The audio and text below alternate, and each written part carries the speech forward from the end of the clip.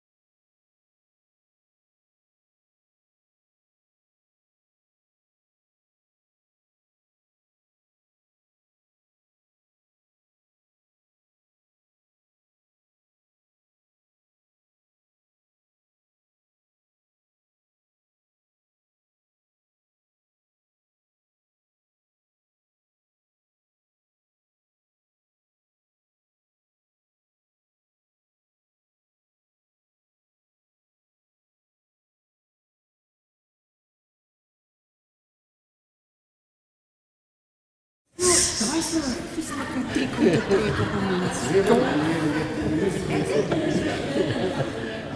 Dat is het hij. Wat zie jij?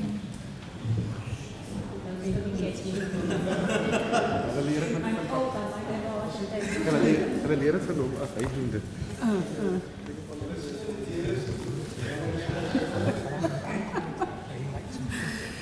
We are creatures of habit. Als iemand ziet staan, ja.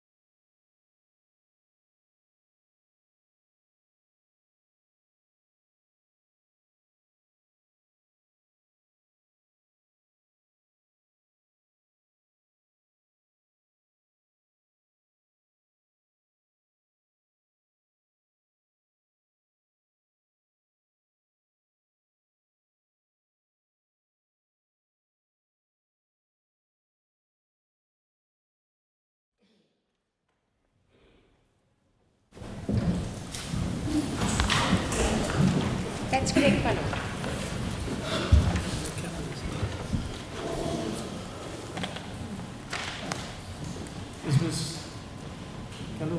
Thank you, my lord. Colonel Otto, just to start where you initially commenced with your evidence regarding the, you referred to the ISO 17025 standard, international standard, which includes, sorry, it's a bit of a long question, which includes proficiency and competency tests. Am I correct? My lord, that's correct. The ISO standard refers to many guidelines, but yes, proficiency and competency testing is one of the many clauses, yes. And exactly what does it imply, the proficiency tests? My lord, there are two kinds of proficiency testing. Firstly, each analyst, once that analyst had been trained, he must basically do a practical test so that we can determine whether he's competent to do the job. And then, according to our SOPs, at least once a year, such an analyst must then undergo a proficiency test, which will then be valid for the next year. So you must first be competent, and then you must be proven proficient.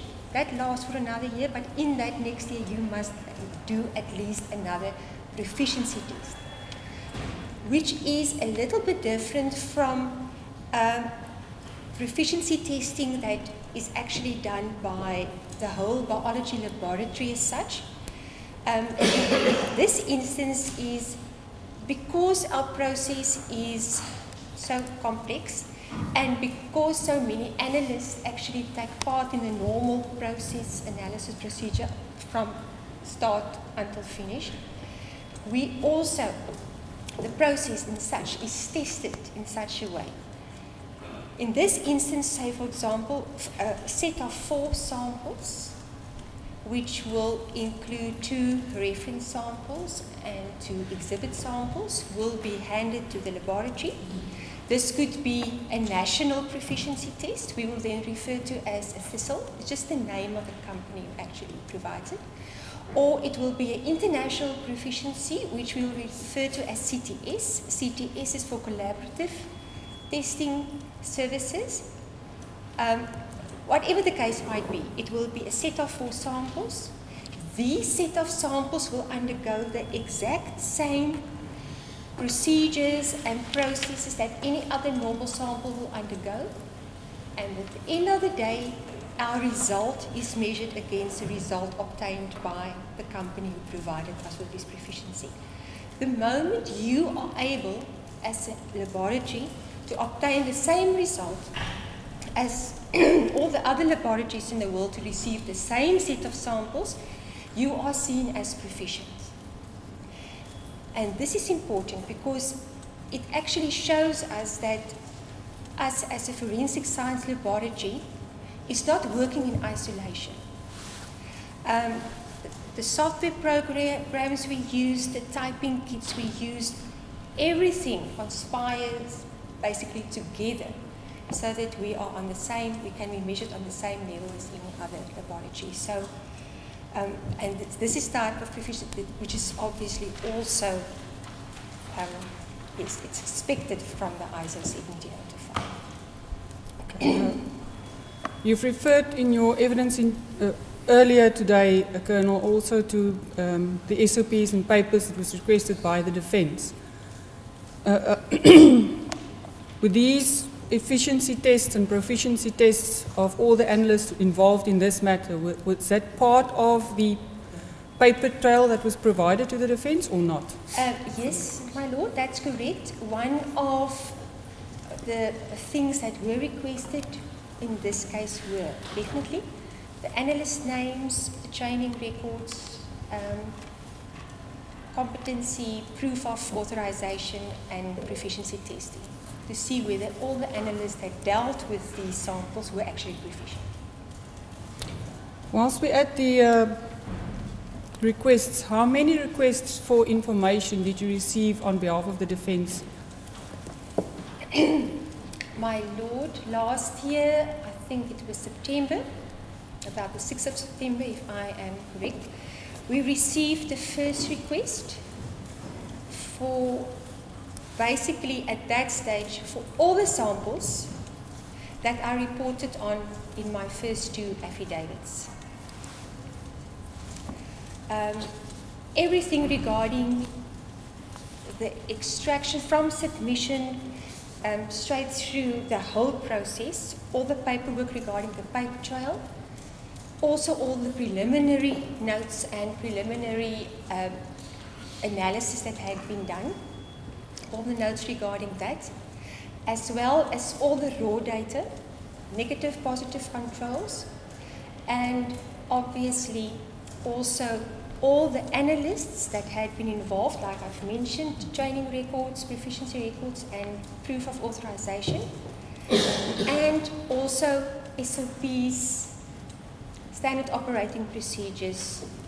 At that stage, we didn't receive a list of SOPs. We just received like an umbrella request for SOPs, which we then handed over certain SOPs. Then at a later stage, we received an additional request for standard operating procedures. Then later on, it came to light, my lord, that only the samples related to my first two affidavits, ZZ1 and ZZ2, had been covered by the request. So obviously ZZ3 and ZZ4 had not been covered, so we received a third request for the same information regarding all the samples that are referred to in those two affidavits of mine, and then also at the fourth later stage additional standard operating procedures that we needed. And in total, more or less, can you give the court an estimate of how many pages or how voluminous the information was that was provided to the defence? My lord, we numbered the pages in the files, obviously, for the process and analyst-related documentation. That came to about just over 2,000. But with all the SOPs, and the SOPs were not numbered independently again. So all the SOPs will obviously have their own unique numbering, but it should be very close to about 3,000 pages of additional documentation. Did you receive any request for the actual extractions or exhibits or samples that were analysed by your laboratory from the defence? No, madam. Are these exhibits and or extractions available still, Colonel? Yes, my lord, they are. Because one of the international guidelines is that should it be a limited sample, say for example a swab, that either part of that swab is kept for further analysis, or at least the DNA extraction is kept. So yes, we still have all of these left. According to you, Colonel Otto, given the standard operating procedures, the manner in which the laboratory operates, if any analyst does not comply with the SOPs, what would the result be of that analysis? My Lord, the process SOPs, the standard operating procedures guiding the analysis process, those SOPs are highly technical. They are actually more like user manual or textbook information, step by step, press this button, press that button. So I would go so far as to say, should those SOPs not be followed precisely, then either not a result will be obtained or a result that is not a usable result will be obtained. Then we also have many standard operating procedures referring to reception or receipt and registration of cases, administration work, even the SOPs specifically guiding my specific work, which is a lot of administrative tasks. Those, it's like iffy. It's not like, since it won't change the results. You might have a different way of writing a section 212 from the next person, but that would not affect the result at the end of the day. Colonel, you've just mentioned earlier today that, please correct me if I didn't hear you correctly, that you received 216 samples in this specific case? In this particular instance, my Lord, we submitted 216 samples into the processes. And how does that compare to your normal average case that you receive samples to analyze? My Lord, it's far more than what we usually would do. But obviously, also seeing the type of incident that had occurred, there were obviously many blood stains. So there were obviously also reasons why so many samples had been collected in the first place. Colonel, the state still intends to call a blood stain analyst. Would his or her addition to a case have an effect on the number of samples that you analyze? Yes, my Lord. We must remember that the blood stain pattern analysis, the whole aspect around blood stain pattern analysis does not fall in our section. We are from the biology section. Those experts belong to what we refer to as the VIC section, which is the Victim Identification Center. So basically, just like the investigating officers who are our clients, those experts are also a client. So if a client, like the blood stain pattern analyst, should request for certain samples to be analyzed, then we have to comply. Given the number of samples, Colonel, that you had to analyze, how easy or difficult was it for you to identify the samples or the DNA in the specific samples? My Lord, in this instance, we did not struggle to get DNA. I think on the scene there was possibly, I wasn't on the scene myself. I didn't hear you there. I was not on the scene myself, I said, but I suspect that there might have been lots of blood. And the samples collected were optimally collected. The samples were optimally collected, so no, we did not struggle in any way to actually obtain optimal DNA results from these exhibits. This might sound a bit of an obvious question, Colonel, but would you, as a DNA expert, find it strange to, in a specific house or property where people stay, to find their DNA in that property? Now, with all honesty, my Lord, regarding this particular case, it's common cause that a family was attacked with an axe, that 5 people were attacked with an axe in their own home. So none of my DNA results is surprising. This is typical, and I've also mentioned it earlier in my evidence in chief, my lord, where I've actually mentioned it to the court that in all of those results, we were able to obtain different variations on the same theme, different variations of the same type of DNA, which is obviously family members' DNA. So no, to me, that in itself is normal and is to be expected. Specifically on that point, Colonel Otto, can I take you to page 7 of Exhibit ZZ5? That is your, you call it the peaks.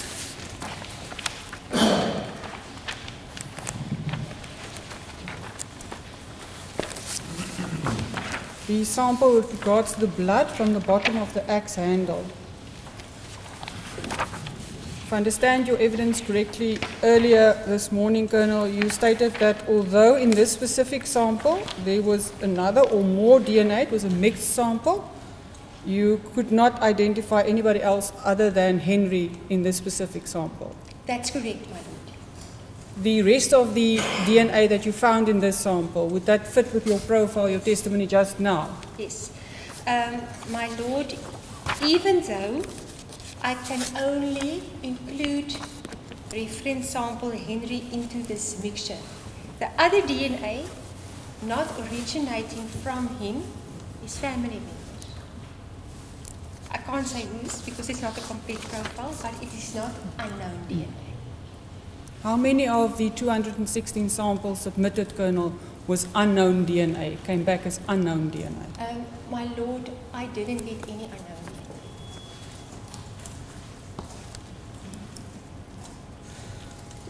What would cause, even though it's your house, what would cause that your DNA is not found everywhere, all over in your house? My lord, usually I think any good housekeeper try to clean, do a proper spring cleaning or a deep cleaning. So it's actually very easy. So if you in your house make use of your everyday detergents like Handy Andy, Jig, Sunlight Liquid, it's very possible not to find your own DNA there. Especially, I don't know in this case, but especially if you clean daily. If not, then you are going to find your own DNA. But in a daily, normal cleaning, you are supposed to get rid of all the shells that had been set in hair, shed in hair that had maybe fallen around. Would that same argument, Colonel, apply to blood? My lord, normally in any kind of situation, with blood is more resistant to your normal average detergents. Say, for example, if I can make a simple allegory. If you have a blood stain on a piece of t-shirt, dress, piece of clothing, quite often, after it has been through the washing machine, you can still see the outlines of that blood stain. And sometimes it takes up to a second wash. Sometimes you have to really rinse it beforehand, use Vanish, what have you, to get rid of it. So blood is known to be more resistant to your everyday detergents, more so than normal epithelial skin cells or anything else would be. Colonel, given the fact that you've testified that you found no surprising DNA on the scene, what would the odds be of a person having entered this house, committed the crimes, and not leave any DNA on the scene? No, speculative. And that calls for such a wide speculative answer. Firstly. Secondly, if I understand this expert correctly, she's an expert on the analysis of DNA. She's not an expert on crime scenes and crime scene analysis. So I object to that. That calls for a very speculative answer. Governor, the question is a bit widely phrased, if you can narrow it down. I will narrow it down, my lord. Colonel, if I can ask you it in this way. Can you describe to the court the principle of the Lockart principle? What exactly Sorry, is that? what principle? The Lockart principle, my lord. My lord, it's L-O-C-A-R-T. Tell us what the Lockart principle is. The Lockart principle basically states... Is that spelled L-O-C-K? L-O-C-A-R-D. It's a French word. Oh, Lockart.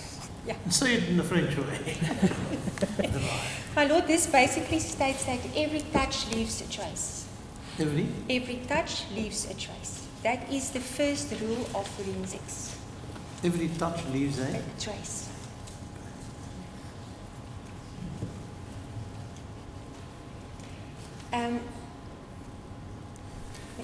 Yeah.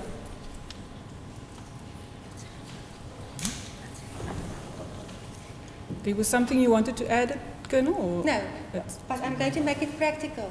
Yeah. My lord, today in my life, I've been drinking water the whole time. My DNA is on here. My touch, my fingers on, there's my lipstick marks. If anybody should come and swab here, masses of my DNA will be there. So even though I don't stand with it the whole time, I'm touching it and I'm leaving a trace of my DNA behind. This is basically just to explain in simple terms that principle. Now, who was Lockart? He was a French forensic scientist, very clever. Now, to come back then to my earlier question, Colonel, so if as you described, if everything leaves a trace, how can it happen that a person be in a specific place and not leave any DNA? It's very easy. It comes back to my objection. It's pure speculation. It's not speculation. The obvious answer is the person didn't touch anything that was swapped, or not all the entire house was swapped. Yes, but you can rephrase that question. My lord, it is building on what the witness has already testified to the principle. I'm now asking the witness to elaborate on that. If it is so that every person leaves something of yourself on the scene where you've been, as the witness has now used the example of the glass, how can it be that you have been in the specific location and then leave no trace? My lord, the answer is extremely simple. But that's... Well, let's explain the situation. It's extremely simple. If I wear full PPE, meaning personal protective equipment like we would talk about it in the laboratory, if I wear gloves, if I wear a balaclava, if I wear, obviously balaclava will, say for example, cover my face, cover my hair. If I cover my body and I come in and I go out, I won't leave a trace. I won't leave a trace. The crime scene might leave a trace on me, but I won't leave a trace there. So yes, and I think this is basically what... So if I can summarize that, Colonel, or do I understand you correctly, that Lockart principle is not just a one-way leaving of trace, it's a two-way leaving of trace. Yes, that's correct. There are just one or two specific samples, Colonel, that I would like to refer you to. Starting with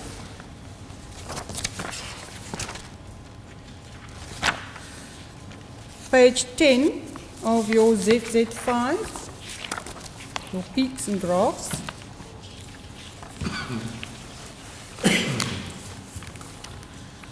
That sample you described in your own handwriting, top of page 10, as blood from the corner of the shower door.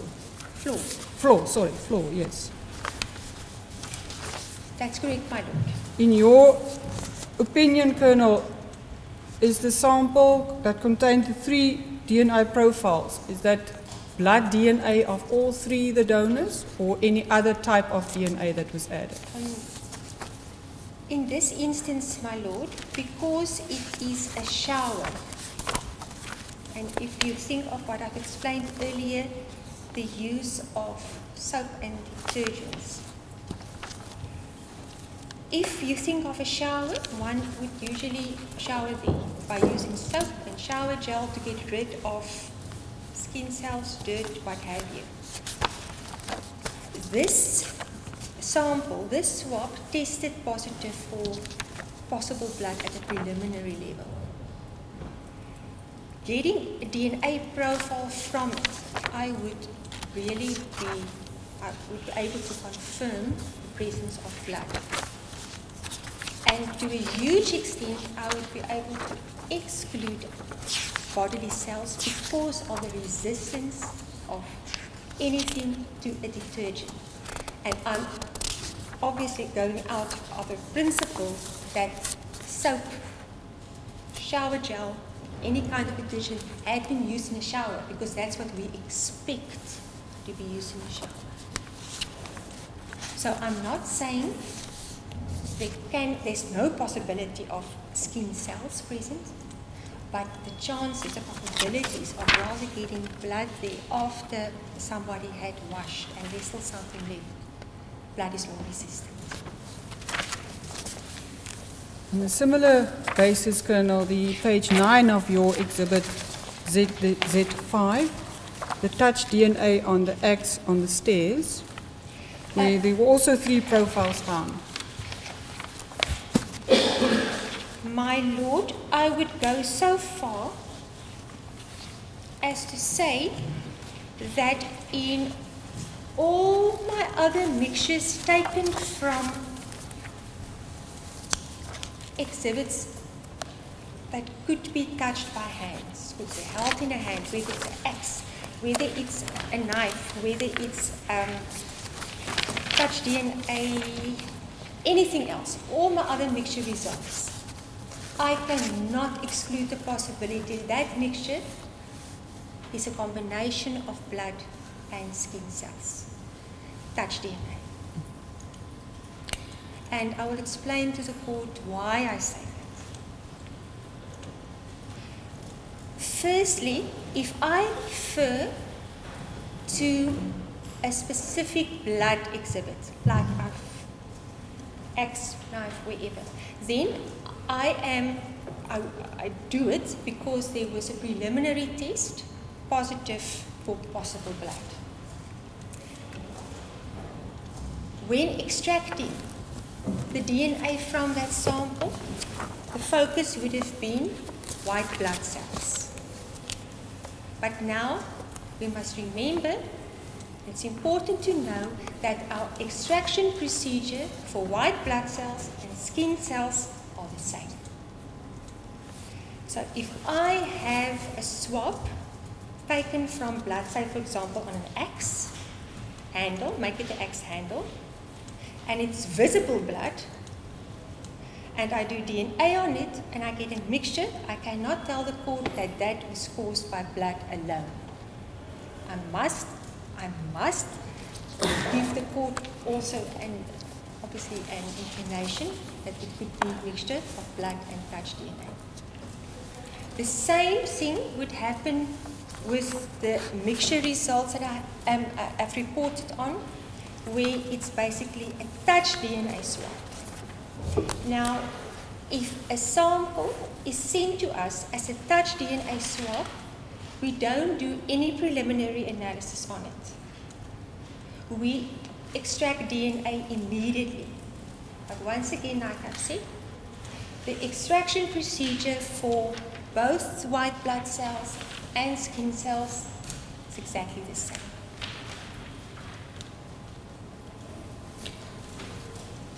Then, Colonel, can you please, with reference to Exhibit 63, what purports to be a swab of blood on the laundry door, do you have the results of that analysis available, Colonel? My Lord, I do. In this instance, because we had analyzed so many samples, I didn't really give. There were a few that didn't give us any results. I didn't report on them. But this one, I didn't report on either. My Lord, but I have the result with me. I can make it available to the court. Mr. Wither, I will take you unawares. Do you know about No, I don't. In fact, it's one of these other people who were not given the copies of My the lord, results. that is part of the paper trail, as I understand, that was given to the defence. No, Oh, no, because the defence only requested details on the samples that had results. So this is an additional sample. Yeah, yeah, which I think Galloway asked me about. I didn't report it. Mr. Bertha, would you object to it being handed out? Well, I don't know. I haven't seen it. I don't know what it contains. Well, we can I have a would have look at it. expected my little colleague to just provide us with a copy of that before we started the court today. Yes, my lord, I, do you have a copy? Just make it available first to Mr. Bertha before I make it available to us. my lord, My lord, it says swab 63. It's marked as a laundry door, and it tested positive at the preliminary level, and there was no DNA. There's no DNA. There's no DNA. can you explain to the court, Colonel Otto, how can it be possible that although the preliminary test says it tests positive for blood, that you eventually then find no DNA in that sample? My lord, it's possible that it's one of two things. It could have been a false positive reaction, say for example tomato sauce or something like that, might have. But my personal opinion is, I think because it's a laundry, I don't know whether the laundry is close to the kitchen, but because it's on a laundry door, my lord, and I don't know whether the laundry is maybe close to the kitchen, it could be blood from meat.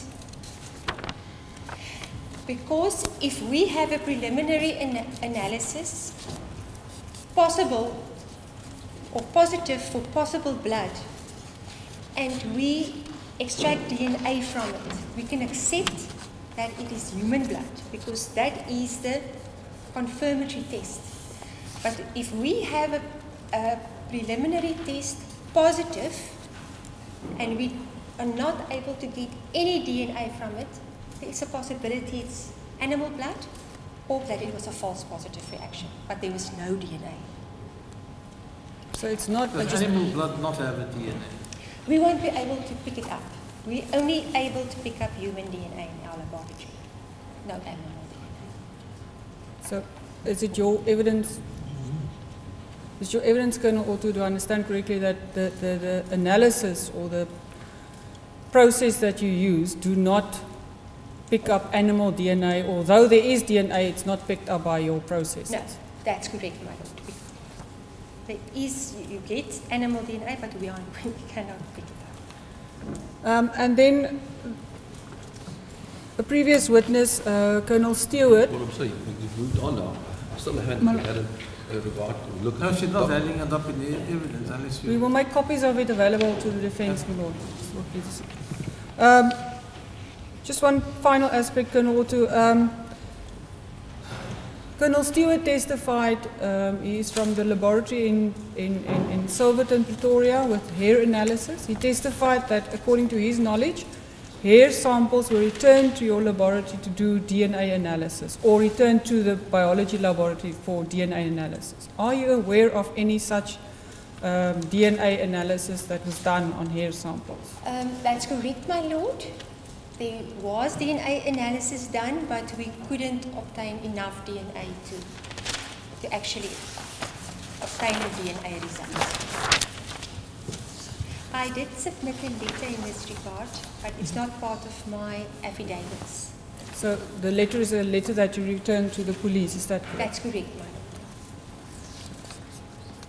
Thank you, my lord. I have nothing further for witness. Thank you, Ms. Galloway. Mr. Botha, are you ready to start, or you want to ask a No, short adjournment? we would request an opportunity to stand out tomorrow. We obviously would like to have a look at that and take You're going to instructions. stand down for a while or till tomorrow? No, we can till tomorrow 10 o'clock. We'll be ready. Tomorrow. Ms. Galloway, are you happy with the adjournment? I have no objection, my lord. Colonel, will you be able to come back tomorrow? Yes, I've set aside the whole week. Much more stay here for the rest of the week. I cannot guarantee you that Wednesday will be better in Cape. It's because there's until 10 a.m. tomorrow morning. I suppose